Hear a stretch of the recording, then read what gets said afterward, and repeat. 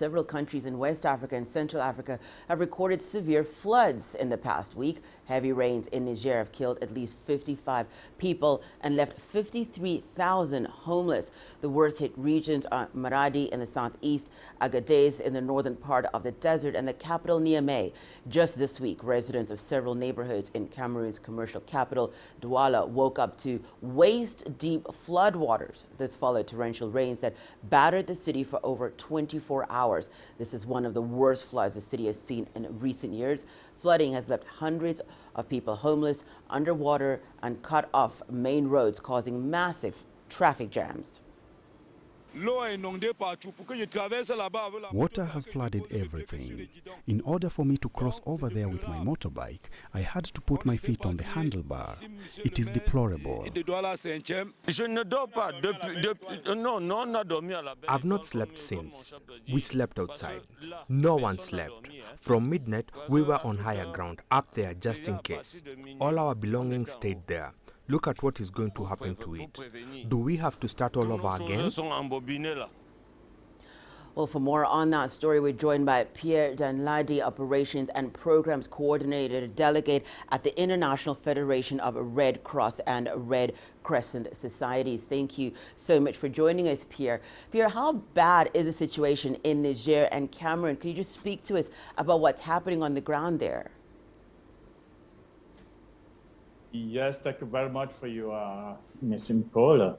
I'm based in Niger, as we've said, and I'm working for the International Federation of Red Cross and Red Crescent Societies. And the situation is very bad now because all the 8 regions of the country have been very much affected by the floods. And there are many people that are affected and they are leaving their houses. Most of them have lost their houses, they lost their properties, and everything is up and down. So the International Federation of Red Cross and Red Crescent Society and all the movement partners in the country are supporting the national society to assist the affected populations. So we are acting as a movement in Niger, and all the movement partners are contributing to support the national society in this response to this disaster. The movement has constructed about 700 shelters to support the victim of floods, and we are now working on the response plan.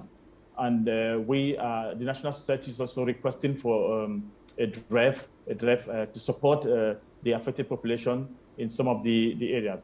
Activities has started about a week ago, and the national society is carrying out cash distribution for about 2,000 people. 2,000 households in 3 regions of the country, where notably, especially Maradi, Agadez, and Zender. And at the National Society headquarters level, Niamey, the disaster management coordinator and the whole team of the National Society are gathering the volunteers to react, to support the people that are affected in the country. In the capital city of Niamey.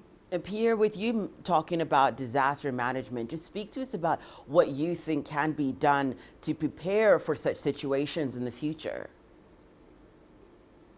Well, to prepare for this type of situation, I think we need to prepare very, very good. What's happening? The National Society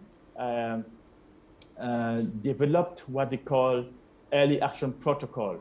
It is it's a project that they call FBF project, which is a forecast-based financing program that was submitted to the IFRC in 2020, and the IFRC has approved the project. And based on that project now, the National Society is monitoring the level of water at the river Niamey, on the river Niger, in 3 regions of the country. That's Niamey, Tillabéri, and Dosso, where the river Niger is crossing. So when the situation is bad, and we realize that the trigger is reaching the threshold, the National Society will now activate the early action activities, and then they will sensitize the community, the people that are living across the riverside, and then the people will leave to a place where the National Society has already identified to save the people and their properties in such a way that when there is flooding, we don't have much damages. And also the National Society with this project is carrying out early action protocol. They are putting some sand in the bags and then put along the riverside in such a way that the flooding water cannot go and affect the community. So these are the activities that they are carrying out to prepare for the flooding in case of, concerning the river flooding. Thank you so much for all that, Pierre Danladi, Operations Coordinator at the International Federation of Red Cross and Red Crescent Societies.